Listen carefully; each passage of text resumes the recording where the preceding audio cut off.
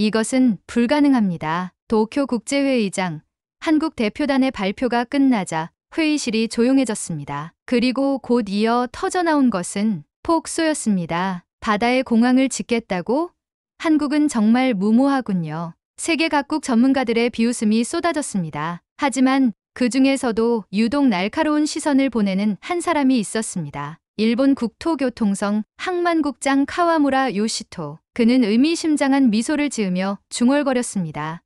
정말 흥미로운 계획이군요. 8개월 후 동해 바다 한복판에서 믿기 어려운 광경이 펼쳐지고 있었습니다. 16,000톤의 거대 콘크리트 덩어리가 크레인에 매달린 채 바닷속으로 천천히 내려가고 있습니다. 거친 파도와 강한 조류를 뚫고 센티미터 단위의 정밀도로 말입니다. 불가능하다던 것들이 현실이 되고 있었습니다. 하지만 그때 예상치 못한 방해가 시작되었습니다. 갑자기 국제환경단체들이 항해 성명을 발표했습니다. 주요 외신들이 일제히 의혹을 제기하기 시작했습니다. 한국 울릉도 공항, 진짜 목적은 따로 있는 것 아닌가요? 이 활주로가 가리키는 방향을 보세요. 그리고 그 뒤에는 항상 카와무라의 그림자가 어른거렸습니다. 과연 이들이 계획을 막으려는 진짜 이유는 무엇일까요? 완성된 활주로의 방향에 숨겨진 비밀은 무엇일까요? 세계가 조롱했던 불가능한 도전 뒤에 감춰진 진실, 그리고 그것을 막으려는 보이지 않는 손들의 정체를 지금 공개합니다. 잠깐, 시작 전 1초만 투자해서 구독과 좋아요 부탁드리겠습니다. 안녕하세요. 저는 정혜윤이라고 합니다. 전직 공군 조종사였다가 지금은 항공안전 기술자로 일하고 있는데요. 제가 겪은 이 이야기를 꼭 전해드리고 싶어서 이렇게 사연을 보냅니다. 저는 하늘을 날던 사람이었습니다. F-16 조종사로 12년을 복무했죠. 그런데 3년 전 훈련 중 기체 결함으로 인한 사고를 당했습니다. 다행히 목숨은 건졌지만 척추 부상으로 더 이상 비행을 할 수 없게 되었어요. 그때의 절망감이란, 하늘이 제 전부였는데 그 하늘에서 영원히 추방당한 기분이었습니다. 하지만 포기할 수는 없었어요. 내가 더 이상 날 수는 없어도 다른 이들이 안전하게 하늘을 날 수 있도록 돕겠다는 마음으로 항공안전 분야로 전향했습니다. 그렇게 국토교통부 산하 항공안전기술원에서 일하게 되었죠. 그런데 지난달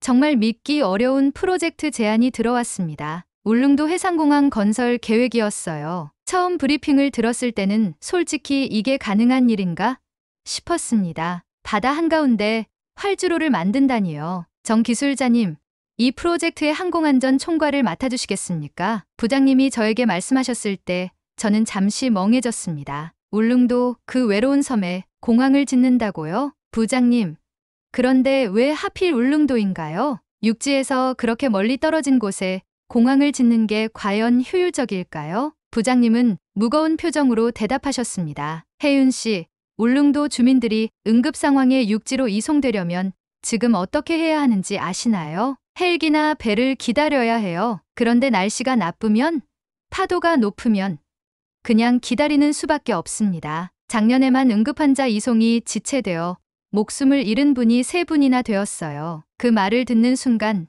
제 가슴이 먹먹해졌습니다. 제가 하늘에서 쫓겨난 것도 서러웠는데 아예 하늘길이 없어서 고립된 사람들이 있다니요. 하지만 현실은 녹록지 않았습니다. 며칠 후 도쿄에서 열린 국제인프라 회의에 참석했는데 저희 계획을 발표하자마자 회의장이 술렁였어요. 불가능합니다. 바다에 활주로를 짓는다고요? 한국은 정말 무모한 일을 계획하고 있군요. 독일의 한 항공 전문가가 비웃듯이 말했습니다. 다른 전문가들도 고개를 저으며 회의적인 반응을 보였어요. 그런데 가장 강하게 반발한 사람은 일본 국토교통성 항만국장 카와무라 요시토였습니다. 50대 후반의 그는 날카로운 눈빛으로 저를 바라보며 말했어요. 정 씨, 이 프로젝트는 환경 파괴는 물론이고 항행 안전에도 심각한 위험을 초래할 것입니다. 동해는 국제해상교통로인데 그 한가운데 인공 구조물을 만든다는 것은 무책임한 발상이에요. 카와무라 국장님, 저희는 모든 국제 기준을 준수하여, 아니, 그것보다도 말이죠. 카와무라는 제 말을 끊고 의미심장한 미소를 지었습니다. 이 공항이 완성되면 독도까지의 접근성이 크게 향상되겠군요. 정말 순수한 민간 목적일까요? 그 순간 회의장이 조용해졌습니다. 저는 얼굴이 화끈거렸어요. 독도? 저희는 그런 정치적 의도는 전혀 없었는데 말이죠. 국장님, 이 프로젝트는 순전히 울릉도 주민들의 생존을 위한, 하하, 물론 그렇겠죠. 하지만 결과적으로는 어떻게 될지 모르는 일 아닙니까? 카와무라의 말에 다른 참석자들도 의심스러운 시선을 보내기 시작했습니다. 저는 그때 깨달았어요. 이 프로젝트가 단순한 기술적 도전만은 아니라는 것을요. 회의가 끝난 후 저는 호텔 방에서 혼자 울릉도 자료를 다시 보고 있었습니다. 인구 1만 명 남짓한 작은 섬, 겨울철이면 파도와 바람 때문에 며칠씩 고립되는 곳. 그곳 사람들에게 하늘길은 정말 간절한 것일 텐데 그때 휴대폰이 울렸어요. 울릉도에서 온 전화였습니다. 안녕하세요. 저는 울릉도 보건소에서 일하는 간호사 윤수빈이라고 합니다. 혹시 해상공항 프로젝트 담당자이신가요? 네, 맞습니다. 무슨 일이시죠? 정 기술자님, 제발 이 공항 꼭 만들어주세요. 어제도 급성 심근경색 환자가 발생했는데 날씨가 나빠서 헬기가 뜰 수 없었어요. 결국 전화기 너머로 흐느끼는 소리가 들렸습니다. 저는 주먹을 꽉 쥐었어요. 간호사님, 꼭 성공시키겠습니다. 약속드릴게요. 전화를 끊고 나서 저는 창밖의 도쿄 야경을 바라봤습니다. 수많은 불빛들이 반짝이는 대도시. 여기서는 상상할 수도 없는 고립감을 울릉도 사람들은 매일 견디고 있는 거겠죠? 그 순간 저는 결심했습니다. 카와무라가 뭐라고 하든, 전 세계가 불가능하다고 하든, 저는 이 프로젝트를 반드시 성공시키겠다고요. 제가 더 이상 하늘을 날 수는 없지만 울릉도 사람들에게는 하늘길을 열어드리겠다고 말이에요. 다음 날 아침, 저는 인천공항에서 울릉도행 항공편을 탔습니다. 아니, 정확히는 포항까지 가서 배를 타야 했죠. 울릉도에는 아직 공항이 없으니까요. 배 위에서 바라본 동해의 파도는 정말 거셌습니다. 이런 바다에 공항을 짓는다니 정말 불가능해 보였어요. 하지만 저는 포기할 수 없었습니다. 윤수빈 간호사의 눈물 섞인 목소리가 계속 귓가에 맴돌았거든요. 그렇게 저의 가장 큰 도전이 시작되었습니다. 울릉도에 발을 디딘 순간 저는 이곳이 정말 다른 세상이라는 걸 깨달았습니다. 포항에서 3시간 반을 배를 타고 와야 하는 이 섬은 육지와는 완전히 단절된 느낌이었어요. 정 기술자님이시죠? 윤수빈입니다. 선착장에서 저를 맞아준 분이 바로 전화로 통화했던 간호사였습니다. 30대 초반으로 보이는 그녀는 생각보다 의젓하고 차분해 보였어요. 하지만 눈가에는 피로가 역력했습니다. 간호사님, 전화로만 뵙다가 이렇게 직접 만나 뵙게 되어 반갑습니다. 저야말로요. 정말 와주셔서 감사해요. 차로 모시겠습니다. 차를 타고 가면서 수빈 씨가 섬의 현실을 설명해 주었습니다. 정 기술자님, 저희가 얼마나 절실한지 아세요? 작년 겨울에는 임산부가 조산기가 있었는데 사흘 동안 배가 못 떴어요. 다행히 무사했지만 정말 아찔했거든요. 그렇게 위급한 상황이 자주 있나요? 네. 특히 겨울철에는 더 심해져요. 파도가 4m만 넘어도 배 운항이 중단되거든요. 헬기는 있지만 날씨가 나쁘면 역시 마찬가지고요. 그날 저는 수빈 씨와 함께 울릉도 보건소를 둘러봤습니다. 간단한 진료 장비들만 있을 뿐 큰 수술이나 중환자 치료는 불가능한 상황이었어요. 간호사님, 이곳에서 치료할 수 없는 환자들은 어떻게 하시나요? 육지로 이송해야죠. 하지만 날씨만 나빠도 며칠씩 기다려야 해요. 수빈 씨가 말을 잇지 못했습니다. 저는 그때 이 프로젝트가 정말 생존의 문제라는 걸 실감했어요. 다음 날부터 본격적인 현장 작업이 시작되었습니다. 프로젝트 팀과 함께 해상공항 예정지를 살펴보러 나갔어요. 혜윤 씨, 여기가 1번 케이슨 설치 지점입니다. 해양구조물 전문가인 김 부장님이 GPS를 확인하며 말씀하셨습니다. 바다 한가운데 아무것도 없는 곳이었지만 곧 이곳에 거대한 콘크리트 구조물이 들어설 예정이었어요. 부장님, 16,000톤짜리 케이슨을 이 위치에 정확히 설치하는 게 가능할까요? 솔직히 말하면 정말 어려운 작업이에요. 동해의 조류가 복잡하거든요. 센티미터 단위까지 조율해야 하는데 측량 팀장 박 차장님도 걱정스러운 표정이었습니다. 여기 해류 패턴을 보세요. 계절마다, 시간대마다 다 달라요. 게다가 파도까지 고려하면 저는 자료를 꼼꼼히 살펴봤습니다. 정말 전례 없는 도전이었어요. 하지만 불가능하지는 않아 보였습니다. 그럼 더 정밀한 해류 분석과 기상 예측이 필요하겠네요. 완벽하게 준비해서 한 번에 성공시켜야겠어요. 몇 주 동안 철저한 준비 작업이 이어졌습니다. 매일 새벽 5시에 일어나서 작업선을 타고 바다로 나가 해저 지형을 측량하고 조류와 파도 패턴을 분석했어요. 처음에는 배 멀미 때문에 고생했지만 점점 바다에 적응되어 갔습니다. 그런데 작업이 한창 진행되던 어느 날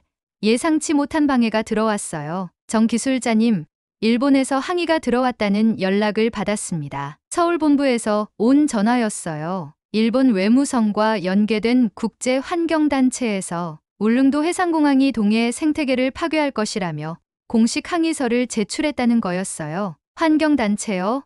구체적으로 어떤 문제를 제기했나요? 해양 생태계 파괴, 어류 서식지 훼손, 그리고 이상한 게 있어요. 이 활주로는 사실상 독도를 향한 전략적 플랫폼이라는 내용도 있더라고요. 저는 한숨을 쉬었어요. 역시 카와무라가 뒤에서 압박을 가하고 있었구나 싶었죠. 순수한 민간 프로젝트를 자꾸 정치적으로 해석하려고 하니까요. 하지만 더 큰 문제가 국내에서 발생했습니다. 국토부 내부에서 활주로 길이를 두고 논란이 벌어진 거예요. 혜윤아, 활주로를 1200m로 하면 안 될까? 1500m는 예산이 너무 많이 든다는 지적이 있어. 서울에서 내려온 국토부 관계자가 말했습니다. 과장님, 그 300m 차이가 얼마나 중요한지 아세요?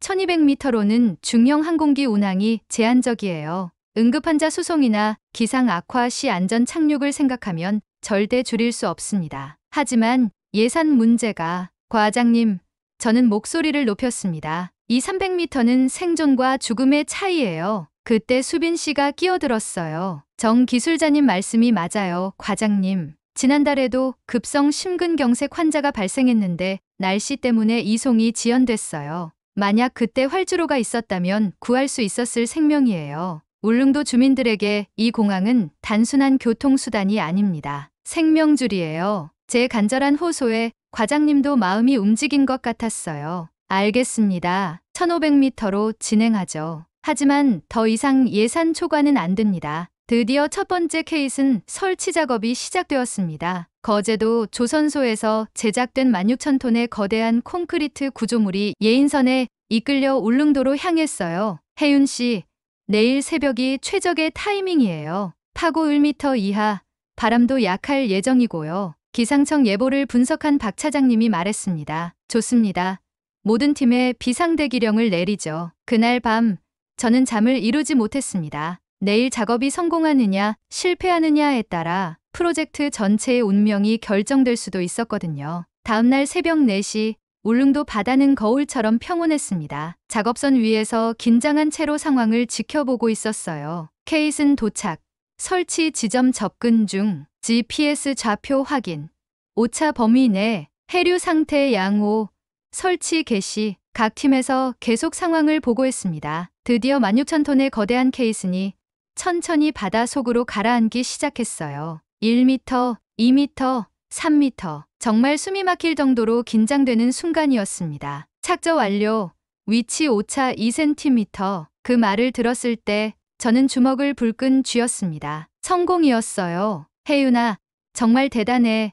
센티미터 단위까지 조율하는 정밀한 작업을 해냈구나. 김 부장님이 어깨를 두드리며 말씀하셨어요. 전 세계가 불가능하다고 했던 일을 해낸 거였어요. 그날 저녁 수빈 씨와 함께 첫 번째 케이슨이 설치된 바다를 바라보고 있었습니다. 정 기술자님, 정말 감사해요. 오늘 보니까 꿈이 아니라 현실이 되는 것 같아요. 아직 시작에 불과해요. 하지만 오늘 가장 어려운 고비를 넘겼으니까 끝까지 해내겠습니다. 저는 마음속으로 다짐했습니다. 회의론을 극복했으니 이제 남은 것은 더 큰 도전들을 하나씩 넘어가는 일뿐이라고요. 첫 번째 케이슨 설치 성공으로 팀 분위기가 한껏 고조되어 있던 어느 날, 정말 예상치 못한 일이 벌어졌습니다. 정 기술자님, 큰일 났어요. 아침 일찍 수빈 씨가 황급히 달려왔어요. 그녀의 얼굴이 창백해 있었습니다. 무슨 일이에요? 뉴스 봤어요? 일본에서 난리가 났어요. 저는 급히 뉴스를 확인했습니다. 일본 NHK에서 특집 방송을 하고 있었어요. 울릉도 해상공항, 독도 주변 군사적 긴장 고조 우려. 화면에는 카와무라 국장이 나와서 인터뷰를 하고 있었습니다. 이 공항이 완성되면 독도 접근성이 획기적으로 향상됩니다. 과연 순수한 민간 목적일까요?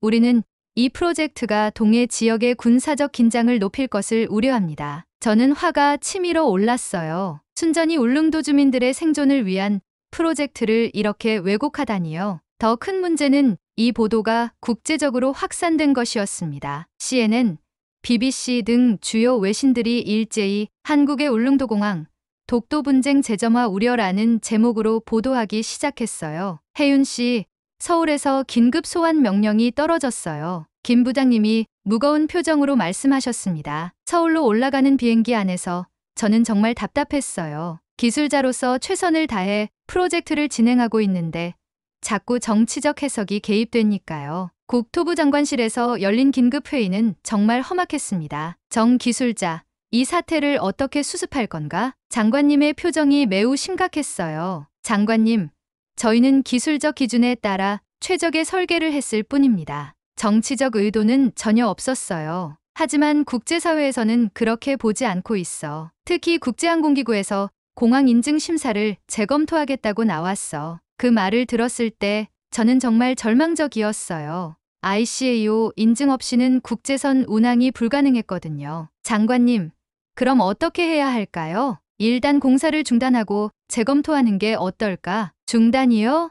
저는 깜짝 놀랐어요. 장관님, 울릉도 주민들은 어떻게 하라는 거예요? 이 프로젝트가 중단되면 그분들에게는 희망이 사라지는 거나 마찬가지예요. 하지만 국제적 압박이 너무 심하지 않은가? 그때 저는 결단을 내렸습니다. 장관님, 저에게 한 달만 시간을 주세요. 제가 직접 증명해 보겠습니다. 이 프로젝트가 순수한 민간 목적이라는 것을요. 어떻게? 기술자로서 진실을 보여드리겠습니다. 정치적 계산은 제가 할 일이 아니니까요. 장관님은 잠시 고민하더니 고개를 끄덕였어요. 알겠네. 한 달 안에 해결책을 찾아보게. 울릉도로 돌아온 저는 더욱 의기투합했습니다. 팀원들에게 상황을 설명하고 남은 케이슨 설치 작업을 더욱 박차를 가해 진행하기로 했어요. 혜윤 씨, 정말 괜찮을까요? 국제적 압박이 이렇게 심한데. 박 차장님이 걱정스러워 하셨습니다. 차장님, 저희가 흔들리면 누가 울릉도 주민들을 지켜줄까요? 끝까지 해내야 해요. 며칠 후 두 번째 케이슨 설치 작업이 시작되었습니다. 이번에는 더욱 까다로운 조건이었어요. 해류가 복잡하고 바람도 강했거든요. 현재 해류 속도 초당 1.2m, 풍속 초속 8m, 설치 가능 범위 내입니다. 좋아요. 시작하죠. 온 팀이 혼신의 힘을 다해 작업했습니다. 그리고 마침내 착저 완료. 위치 오차 1cm. 이전보다 더 정밀한 결과였어요. 팀원들이 환호성을 질렀습니다. 혜윤아, 이 정도면 정말 세계 최고 수준이야. 김 부장님이 감격해 하셨어요. 하지만 기쁨도 잠깐 또 다른 방해가 들어왔습니다. 정 기술자님, 일본 측에서 공식 외교 채널을 통해 항의했다고 해요. 외교부에서 온 연락이었어요. 어떤 내용인가요? 활주로 방향이 독도를 향하고 있어서 도발적이라는 거예요. 그리고 공항 운영 시 독도 상공 비행을 제한해달라고 요구했어요. 저는 정말 어이가 없었어요. 활주로 방향은 순전히 바람 패턴과 지형을 고려해서 정한 건데 자꾸 정치적으로 해석하려고 하니까요. 그런 와중에 수빈 씨로부터 따뜻한 소식이 들려왔어요. 정 기술자님, 주민들이 영상 메시지를 만들었어요. 울릉도 주민들이 직접 제작한 5분짜리 영상이었습니다. 어르신들부터 아이들까지 모든 세대가 나와서 이야기했어요. 저희에게 이 공항은 생명줄입니다. 겨울에 아이가 아파도 병원에 갈 수 없어서 얼마나 무서운지 몰라요. 이게 정치적 목적이라고요? 저희는 그냥 살고 싶을 뿐이에요. 영상을 보면서 저는 눈물이 났어요. 정치적 해석이 난무하는 가운데 정작 당사자인 울릉도 주민들의 목소리가 묻혀버리고 있었거든요. 수빈 씨, 이 영상을 전 세계에 알려야겠어요. 어떻게요?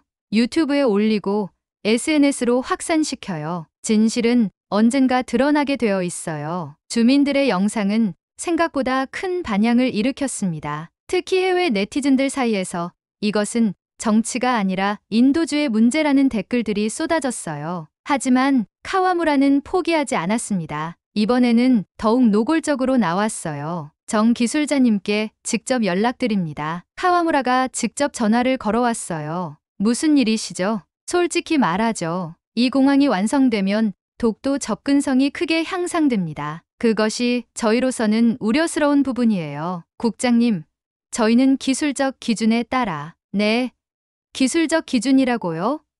하하, 그럼 왜 하필 그 방향인가요? 독도를 향해 일직선으로 뻗어 있지 않습니까? 저는 정말 화가 났습니다. 국장님, 활주로 방향은 바람 패턴과 지형, 항공기 운항 안전성을 종합적으로 고려해서 정한 겁니다. 정치적 의도는 전혀 없어요. 그렇겠죠. 하지만 결과적으로는 매우 의미심장한 방향이네요. 전화를 끊고 나서 저는 정말 속이 상했어요. 순수한 기술 프로젝트를 자꾸 정치적으로 해석하려고 하니까요. 그런데 그날 저녁 정말 놀라운 일이 벌어졌습니다. 세 번째 케이스는 설치가 완료된 거예요. 그것도 오차 없이 완벽하게요. 혜윤 씨, 정말 대단해요. 세 개의 케이슨이 모두 완벽하게 설치됐어요. 김 부장님이 흥분해서 말씀하셨어요. 바다 한가운데 서서히 모습을 드러내는 인공 구조물을 보면서 저는 정말 벅찬 감정이 들었어요. 전 세계가 불가능하다고 했던 일을 해내고 있었으니까요. 수빈 씨, 이제 정말 현실이 되고 있어요. 네, 정말 감사해요. 그런데 왜요? 혹시 정말 끝까지 완성할 수 있을까요? 국제적 압박이 너무 심해서. 저는 수빈 씨의 손을 꽉 잡았어요. 걱정하지 마세요. 제가 약속드렸잖아요. 끝까지 해내겠다고요. 그때 저는 마음속으로 다시 한번 다짐했습니다. 정치적 계산이나 국제적 압박에 굴복하지 않겠다고요. 기술자로서, 그리고 한 사람의 인간으로서 진실을 끝까지 지켜내겠다고 말이에요. 세 번째 케이스는 설치 성공 이후 남은 작업들이 빠르게 진행되었습니다. 국제적 압박이 계속되고 있었지만 저희는 멈추지 않았어요. 혜윤 씨, 마지막 케이슨까지 모두 설치 완료됐어요. 김 부장님의 기쁜 소식이었습니다. 8개의 거대한 케이슨이 모두 바다 위에 자리를 잡았어요. 이제 그 위에 활주로 포장 작업만 남았습니다. 정말 해냈네요. 전 세계가 불가능하다고 했는데 저는 감격스러웠어요. 하지만 아직 끝이 아니었습니다. 가장 중요한 순간이 남아 있었거든요. 한 달 후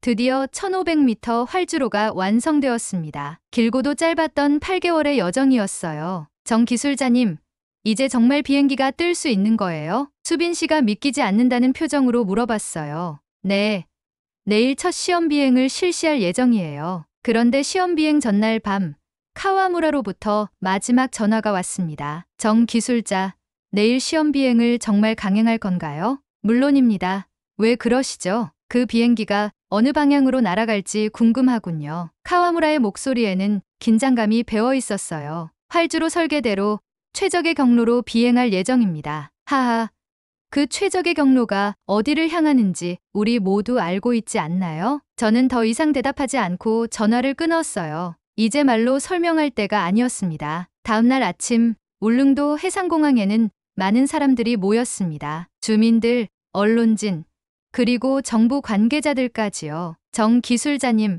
떨리시죠? 수빈 씨가 제 옆에서 말했어요. 네, 정말 떨려요. 하지만 자신 있어요. 오전 10시 드디어 시험 비행기가 활주로에 착륙했습니다. 대한항공의 보잉 737이었어요. 착륙 성공.